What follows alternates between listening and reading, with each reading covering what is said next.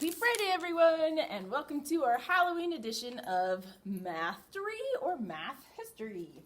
Today we're talking about Charles Babbage, and he was, if you watched the video about Ada Lovelace, then you'll know they worked together. He's the one that called her the Enchantress of Numbers, so automatically he's a cool guy. Alrighty, so Charles Babbage, 1781 to 1871, so, good long time ago. He's an English polymath. Now, if you know Hamilton, you've heard that word before. What that word means is a person whose expertise spans a significant number of different subject areas, known to draw on complex bodies of knowledge to solve specific problems. Other terms that are kind of like that are a Renaissance man or a universal man. So somebody that knows a lot about a lot of different things.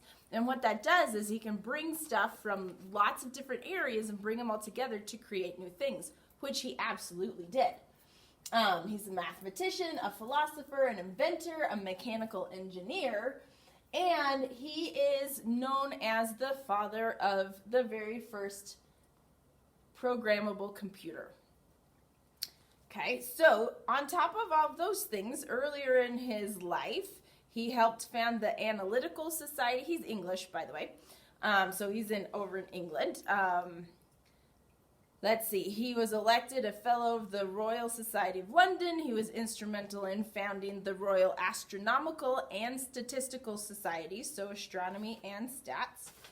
But what he's mostly known for is creating two essentially computers, or calculators, really. The first one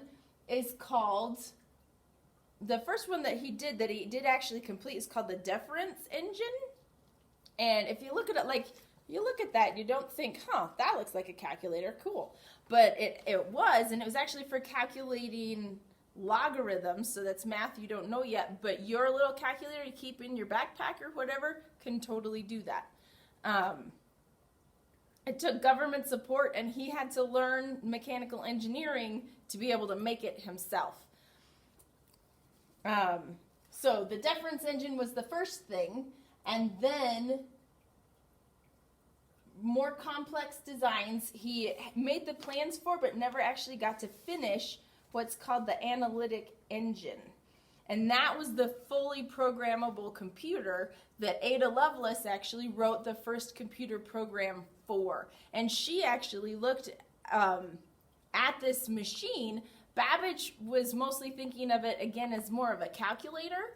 And Ada Lovelace was the one that was like, but guys, this can do so much more than just mathematical calculations. And as we look at our computers now, they do way more than that, right? But if you think about it, we're talking, mid-1800s. We're talking like before the Civil War here in the United States. That's when the first computer really was being thought of. Computers, modern-day computers as we have them, didn't really start being used till World War II, 1940s and 50s, almost 100 years later, if you think about it. So it was a good long time. So the Analytic Engine, again, he never actually finished it, but he had all of the plans for it.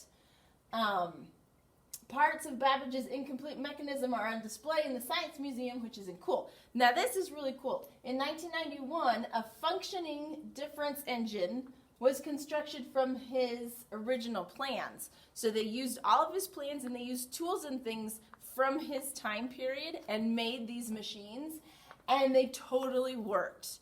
So even though some of them he wasn't able to finish on his own, they would have worked had he been able to finish them. So I think that's actually pretty cool.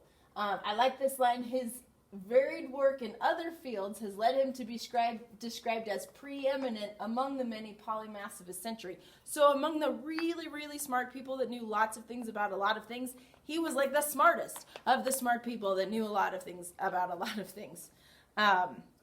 On top of all of the computer stuff and the astronomy and the statistics and the mechanical engineering, he assisted in establishing the modern postal system in England, and he compiled the first reliable actuary tables. And those are tables that like insurance people use to try to guess when people are going to die.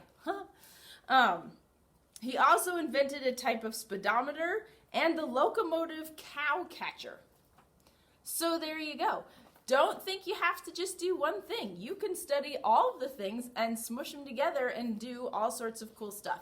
Now, the reason I like to talk about Charles Babbage for the Friday closest to Halloween is for this little snippet at the end, okay? His brain is actually been preserved, and half of it is on display at the Hunterian Museum in the Royal College of Surgeons in London.